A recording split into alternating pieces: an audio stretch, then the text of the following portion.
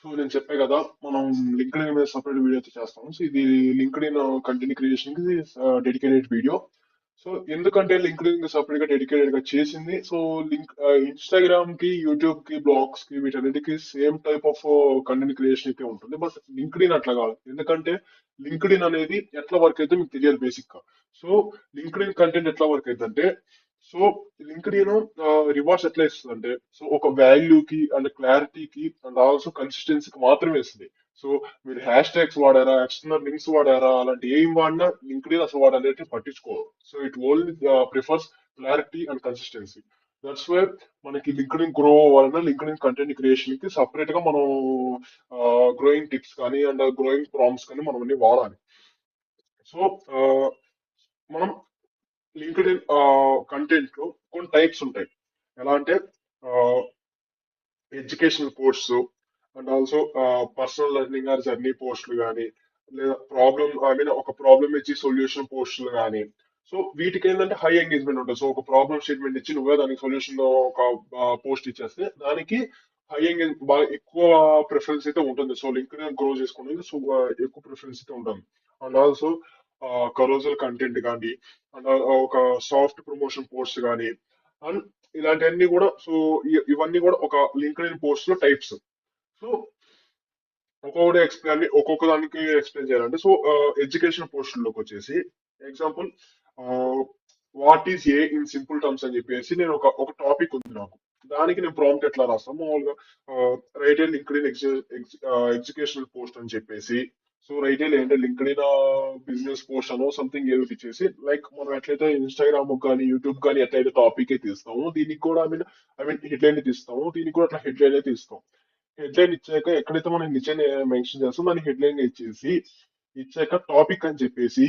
So topic లో ఏ topic మీద, like ఇప్పుడు ఏ మీద, లేదంటే వెబ్ డెవలప్మెంటా, యాప్ డెవలప్మెంటా, లేదంటే డిజైనింగ్, దేని మీద టాపిక్ ఇచ్చేసి, ఆడియన్స్ ఎవరు అంటే టోన్ మనం మామూలుగా ఇన్స్టాగ్రామ్ ఎట్లయితే ఇస్తామో ఇక్కడ టోన్ ఇస్తాము ఇచ్చాక లెంత్.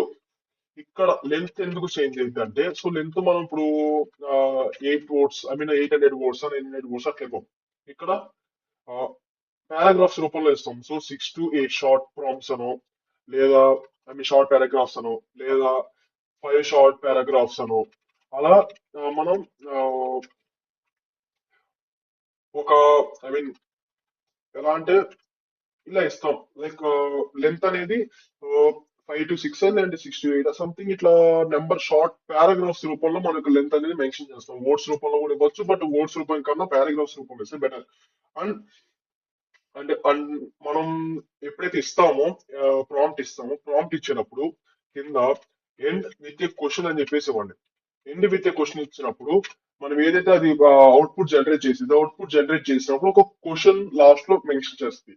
ఎందుకంటే ఎప్పుడైతే యూజర్స్ ఆడియన్స్ ఎప్పుడైతే మన పోస్ట్ చదువుతా ఉంటారో లాస్ట్ ఒక క్వశ్చన్ ఉంటే ఏంటంటే, వాళ్ళ క్వశ్చన్ కి ఆన్సర్ గా ఒక కామెంట్ ఇవ్వడం వల్ల, అట్లా కామెంట్స్ ఎక్కువ అవడం వల్ల కూడా ఇట్లా మనం ఐ మీన్ ఇన్స్టాగ్రామ్ లో ఎట్లయితే కామెంట్స్ లైక్స్ ఎక్కువ ఉంటే అట్లా పుష్ అవుతుందో, లింక్డ్ఇన్ లో కామెంట్స్ ఎక్కువ ఉండటం వల్ల కొంచెం పోస్ట్ అనేది పుష్ అవుతుంది.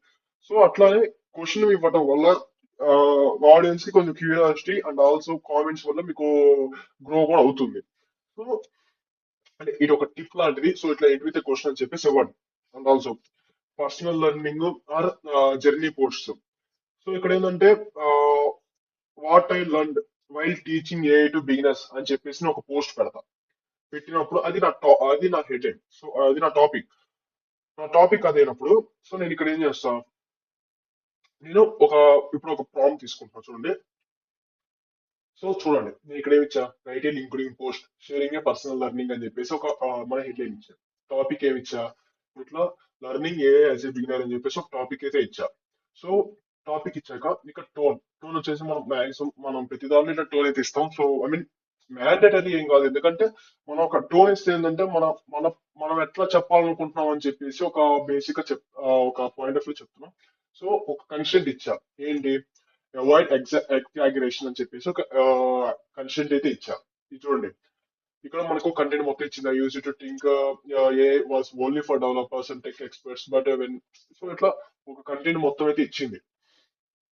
సో ఇక్కడ చూడండి, if you're hesitating because you think AI is too hard, too advance, maybe the best first step is simplify, simply to try without pleasure to master it, learning in public slowly అని చెప్పేసి ఒక మీకు ఒక ఒక caption, ending caption కూడా ఇచ్చింది. So ఇట్లా కొంచెం అట్రాక్టింగ్ గా ఇట్లా రాయడానికి మీకు లింక్డ్ఇన్ పోస్ట్ లో ఉంటుంది. సో అంటే మీరు డైరెక్ట్ గా రాసేది, సో ఇట్లా ఏదైతే చెప్పాలనుకుంటున్నారో అది అట్రాక్టింగ్ గా అండ్ ఓకే, మీ కంటెంట్ మీది ఓకే, ఇట్లా నేను మీకు ఇదే చెప్పాలనుకుంటున్నానని చెప్పేసి, సో ఇట్లా మీ కంటెంట్ ఇక్కడ ఇవ్వండి. మీ కంటెంట్ ఇచ్చేసి ఇక్కడ ఏం చేస్తారంటే జస్ట్ టోన్ ఇచ్చేసి అండ్ ఆల్సో ఇంప్రూవ్మెంట్స్ అని చెప్పేసి, నేను ఆల్రెడీ ఇంప్రూవ్స్ ఎట్లా చేయాలని చెప్పేసి నేను చెప్పా కదా మన మాడ్యూల్ లో.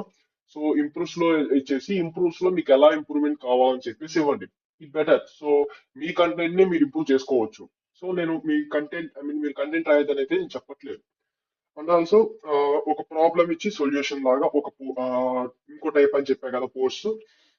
సో దానికి స్ట్రక్చర్ ఉంటుంది. సో మనకి ఇప్పుడు వెబ్సైట్స్ లో కానీ వీటిలో ఒక స్ట్రక్చర్ చెప్పుకుంటూ వచ్చాను కదా. ఇప్పుడు వీటికి ఏమో హెడ్లైన్ ఇచ్చి, టాపిక్ ఇచ్చి, మన టోన్ ఇచ్చి, ఆడియన్స్ ఇచ్చి, ఇవన్నీ ఇట్లా కొన్ని స్ట్రక్చర్స్ అయితే చెప్పుకుంటూ వచ్చాము కదా. ఇట్లా ఇప్పుడు దీనికి ఇంకో స్ట్రక్చర్ ఉంటుంది. లైక్ ఇప్పుడు right A linked in post అని చెప్పేసి ఒక హెడ్లైన్ ఇస్తా. ఇచ్చాక ప్రాబ్లం అని చెప్పేసి ఒక ప్రాబ్లం స్టేట్మెంట్ ఇస్తా. తర్వాత సొల్యూషన్ ఏంటని చెప్పేసి సొల్యూషన్ ఇస్తా. టోన్ ఇచ్చేస్తా, అయిపోయింది. సో దాన్ని బట్టి ఒక నీకు ఒక కంటెంట్ క్రియేట్ అయింది చేసి ఇచ్చేస్తుంది. తర్వాత కరోజల్ కంటెంట్, లైక్ మన ఇన్స్టాగ్రామ్ కరోజల్ లానే ఇక్కడ కూడా మనం క్రియేట్ అయ్యి లింక్డ్ఇన్ కరోజల్ అవుట్లైన్ అని చెప్పేసి ఇచ్చేసి, టాపిక్ అని చెప్పేసి ఎన్ని స్లైడ్స్ కావాలి అని చెప్పేసి స్లైడ్స్ అని చెప్పేసి స్లైడ్స్ ఇచ్చేస్తాం. సో ఇక్కడ మనం ఒక కన్స్టెంట్ కూడా ఇస్తూ ఉండాలి. సో మీరు ఎప్పుడైనా ఇట్లా చేసేటప్పుడు, ఎందుకంటే నెక్స్ట్ టైం మళ్ళీ ఇవ్వకుండా, మళ్ళా మీకు నచ్చకుండా, ఇప్పుడు ఆ కరోజల్ ఇస్తుంది, ఇచ్చినప్పుడు ఏమైనా కరోజలే కదా కంటెంట్ ఏమైనా ఇచ్చినప్పుడు, సో మీకు ఆ కంటెంట్ మళ్ళా దానికి మళ్ళీ చెప్పి మళ్ళీ అట్లా మార్చు అని చెప్పడం కన్నా, ఇట్లా ముందుగానే మెన్షన్ చేయండి. ఈ each slide text should be short and clear అని చెప్పేసి నేను ముందుగానే ఇట్లా ఒక కన్స్టెంట్ అయితే ఇస్తున్నాం. ఇచ్చినప్పుడు ఏంటి, ఆ, మళ్ళా అది తప్పులైతే చేయదు. సో ఈ విషయంలో మీరు ఇంకా రోజులు ఈ టెక్స్ట్ విషయంలో ఇంకా మళ్ళీ అది ఫుల్ గా ఇచ్చి, మళ్ళీ క్లియర్నెస్ లేకుండా ఇచ్చి, సో ఇట్లాంటి ఇచ్చినప్పుడు అలాంటి తప్పులు చేయకుండా ఉంటది. అండ్ సో ఆల్సో చెప్పా కదా, కొంచెం సాఫ్ట్ ప్రమోషన్ పోస్ట్ ఉంటాయి. సో అది వచ్చేసి, సో ఇట్లే చెప్పండి, ఇట్లా create a soft promotional post అని చెప్పేసి, mention and A course casual అని చెప్పేసి, focus more on value than selling అని చెప్పేసి అనండి.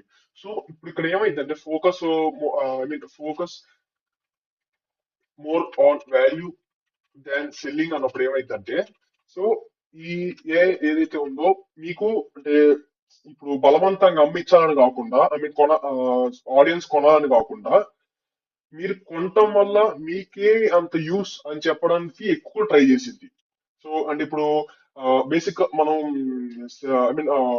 బిజినెస్ అంటే అదే కదా. సో ఇప్పుడు మామూలుగా ఒక ప్రొడక్ట్ ని అమ్మటం కన్నా ముందు, వాళ్ళకి అమ్మాలి అనుకుంటాం కన్నా, వాళ్ళకి అది కొనటం వల్ల యూస్ ఎంతో చెప్పటంలో మోర్ స్ట్రెస్ ఉంటుంది కదా. సో అది ముందుగానే మనం focus more on value than selling అని చెప్పేసి అనేస్తాం.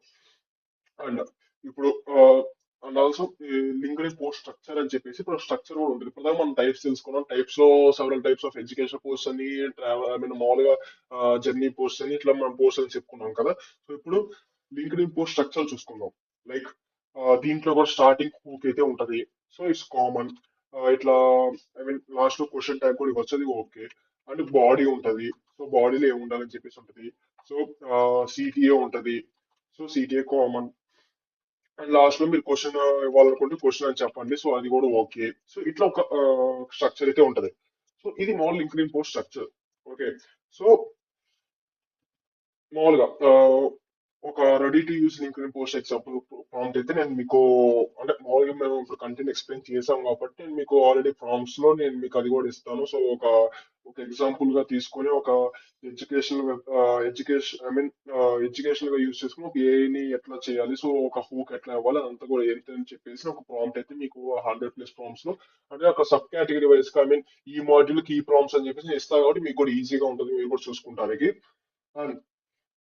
సో లింక్డ్ఇన్ గ్రోత్ కి కొన్ని టిప్స్ చెప్తాం. సో ఆ టిప్స్ కూడా నేను టెక్స్ట్ ఒక డాక్యుమెంట్ మన డాక్యుమెంట్ లో నేను ఇస్తాను. సో ఒకసారి చూసుకోండి అండ్ ఇప్పుడు చెప్తాను చూడండి. సో ఎక్కువగా మీరు వైరల్ అవడం కోసం చూడకండి. లైక్ ఇప్పుడు ఒక రోజు 100 వ్యూస్ వచ్చి, ఇంకో రోజు 200 వ్యూస్ వచ్చి, ఇంకోసారి 500 వ్యూస్ వచ్చి, అండ్ ఇంకో రోజు మళ్ళీ 100 వచ్చి అని చెప్పేసి వైరల్ అవ్వాలి అని చెప్పేసి ఆ వైరల్ హోక్స్ ట్రై చేయడానికి వాడడానికి ట్రై చేయకండి. మేక్ షూర్ లైక్ లింక్డ్ఇన్ లో కన్సిస్టెన్సీగా పెడుతూ ఉండండి. నేనేమి అంటే ఇప్పుడు ఇన్స్టాగ్రామ్ లో పెట్టినట్టుగా రోజుకి 2, రోజుకి 3 పెట్టమని చెప్పట్లేదు. లైక్ ఇప్పుడు లింక్డ్ఇన్ లో వచ్చేసి వీక్లీ మినిమమ్ గా థ్రైస్, ఐ మీన్ 3 పెడుతూ ఉండండి. ఐ మీన్ పోస్టులు చెప్తున్నాను నేను. కరోజల్స్ మీరు ఒక 3 పోస్ట్ లో ఒక 3 పెడతారు కదా, కరోజల్స్ ఇంకో 2 పెట్టండి. అండ్ ఆల్సో ఒక ఐ మీన్ ఒక పోల్ రూపంలో ఇంకోటి పెట్టండి. అట్లా వీక్లీ ఏదో ఒకటి పెడుతూ ఉండండి. లైక్ రోజు పోస్టులే పెట్టకండి, రోజు కరోజల్సే పెట్టకండి, రోజు పోల్సే పెట్టకండి. ఇట్లా ఒక 3 డేస్ పోస్టులు పెట్టండి, ఒక 2 డేస్ ఇట్లా ఐ మీన్ కంటెంట్ పెట్టండి, ఒక 1 డే పోస్టులు పెట్టండి, ఐ మీన్ పోల్స్ పెట్టండి. ఇట్లా కలర్స్ పోస్టులు పెట్టండి. సో ఇట్లా పెట్టినప్పుడు కొంచెం మీకు గ్రోత్ అనేది అవుతుంది. సో వైరాలిటీ కన్నా కన్సిస్టెన్సీ చూసుకోండి. సో అండ్ ఆల్సో ఇప్పుడు ఈ రోజు 7 కి పెట్టారు, రేపు 7 కి పెట్టడానికి ట్రై చేయండి. లేదంటే 2 డేస్ తర్వాత 7 కి పెట్టడానికి ట్రై చేయండి. సో ఒకే టైం ని చూసుకోండి. అంటే ఇప్పుడు దీనికి ఇన్స్టాగ్రామ్ లో లాగా సాయంత్రం 5 to 8 పెడితేనే బెటర్, లేదంటే మార్నింగ్ 8 to 10 పెడితేనే బెటర్ అని చెప్పలేం. బట్ ఈ రోజు ఏ టైం అయితే పెట్టారో అదే టైంలో ఒక 2, 3 డేస్ తర్వాత అయినా, రేపే అయినా, ఎల్లుండి అయినా ఇదే టైంలో ఆ కన్సిస్టెన్సీ మెయింటైన్ చేయడానికి ట్రై చేయండి. సో అప్పుడు కొంచెం గ్రో అవడానికి ఒక స్ట్రాటజీ అయితే ఉంది. అండ్ కామన్ స్ట్రాటజీ నేను చెప్పా కదా మీకు. లైక్ ఇప్పుడు ఒక క్వశ్చన్ ఉంది, ఇట్లా క్వశ్చన్ అడిగినప్పుడు ఏంటంటే వాళ్ళకి ఆడియన్స్ క్యూరియాసిటీ వచ్చి వాళ్ళు కామెంట్స్ లో ఇట్లా దానికి రిప్లై ఇవ్వటము, లేదా ఇప్పుడు మీకు ప్రాజెక్ట్ నచ్చింది, ప్రాజెక్ట్ నచ్చి ఇంట్రెస్టెడ్ అనో, లేదంటే అట్లా ఇప్పుడు ఆ ప్రాజెక్ట్ కోడ్ కావాలా మీకు, సో ఇంట్రెస్టెడ్ అని పెట్టండి కామెంట్స్ అని చెప్పేసి అట్లా ఆ స్ట్రాటజీ కూడా యూస్ చేసుకోండి. లైక్ మన ఇన్స్టాగ్రామ్ లో చేస్తున్నట్టే సో చేసుకోవచ్చు అక్కడ కూడా. సో హ్యాష్ ట్యాగ్స్ నేను చెప్పాను, బట్ హ్యాష్ ట్యాగ్స్ అంత లింక్డ్ఇన్ లో ఫరక్ పడదు. బట్ చేసుకోవచ్చు అంటే ఒక జస్ట్ ఒక 3 to 5 హ్యాష్ ట్యాగ్స్ మాత్రమే ఇవ్వండి. ఓ దండగా ఇవ్వకండి. అంటే ఒక 20 ఇప్పుడు ఇన్స్టాగ్రామ్ లో ఇప్పుడు లిమిట్ చేశారు ఒక 5 హ్యాష్ ట్యాగ్స్ అని. లింక్డ్ఇన్ అంత లిమిట్ లేదు కదా అని చెప్పేసి 10 or 20 హ్యాష్ ట్యాగ్స్ ఇవ్వకండి. Just 3 to 5 hash tags, that to related to your project. And ఇప్పుడు ఓకే నాది ఏఐ కదా, సో ఏఐ ఇచ్చాను, ఆ ఏఐ లో వెబ్ డెవలప్మెంట్ ఉంది కదా అని చెప్పేసి వెబ్ డెవలప్మెంట్ ఇస్తా, యాప్ డెవలప్మెంట్ ఇస్తా అంటే వద్దు. ఏఐ ఇవ్వండి, ఎంఎల్ ఇవ్వండి, లేదంటే ఏఐ టిప్స్ ఇవ్వండి. లైక్ జస్ట్ ఓన్లీ ఆ ఏఐ రిలేటెడ్ హ్యాష్ ట్యాగ్స్ వాడటానికి ట్రై చేయండి. సో ఎందుకంటే ఇప్పుడు మీరు ఏఐకి దానికి ఇచ్చి వెబ్ డెవలప్మెంట్ కి దానికి ఇచ్చేదానికన్నా ఒకే దాని మీద ఒక 2, 3 హ్యాష్ ట్యాగ్స్ ఇస్తే ఏంటంటే అప్పుడు దాని మీదే ఎక్కువ ఫోకస్ అయింది కదా ఇప్పుడు. సో దానికి హ్యాష్ ట్యాగ్స్ కూడా 3 to 5 అయితే ఎక్కువ, అయితే 3 to 5 మించి అయితే పెట్టకండి. అండ్ ఎక్స్టర్నల్ లింక్స్ ఏంటంటే మాక్సిమం పోస్టులు అయితే పెట్టకండి. సో ఎందుకంటే ఎక్స్టర్నల్ లింక్స్ పెడితే ఏంటంటే ఇప్పుడు లింక్ అంత మీ పోస్ట్ ని ఎంకరేజ్ చేయదు. బట్ ఇక్కడ నేను చెప్పా కదా, ఇంట్రెస్టెడ్ అని పెట్టండి కామెంట్స్ లో. ఇంట్రెస్టెడ్ పెట్టిన వాళ్ళకి నేను గిటబ్ లింక్ ఇస్తా, గిటబ్ రిపో లింక్ ఇస్తా అని చెప్పేసి చెప్పండి. అట్లా చెప్తే వాడు ఇంట్రెస్టెడ్ అని పెడతాడు, మీరు మళ్ళీ దాన్ని రిప్లై ఇచ్చినట్టుగా మీకు గిటబ్ రిపో లింక్ కూడా ఇస్తారు. సో అట్లా 2 కామెంట్స్ అవుతుంది. సో అట్లా కామెంట్స్ లో మీరు లింక్ ఇవ్వడానికి ట్రై చేయండి. సో అట్లా ఇంట్రెస్టెడ్ వద్దు, సో అట్లా కామెంట్ సెక్షన్ వద్దు. మామూలుగా మీరు పోస్టుల్లో మాత్రం గిటబ్ రిపో లింక్ అయితే కానీ, లేదంటే అసలు ఏదైనా అసలు ఎక్స్టర్నల్ లింక్స్ ఇవ్వకండి. కామెంట్స్ లో ఎక్స్టర్నల్ లింక్స్ ఇవ్వండి. So it is better. So and post లో మెన్షన్ చేయండి లింక్స్ ఇన్ కామెంట్స్ అని చెప్పేసి మెన్షన్ చేయండి. It is better right. So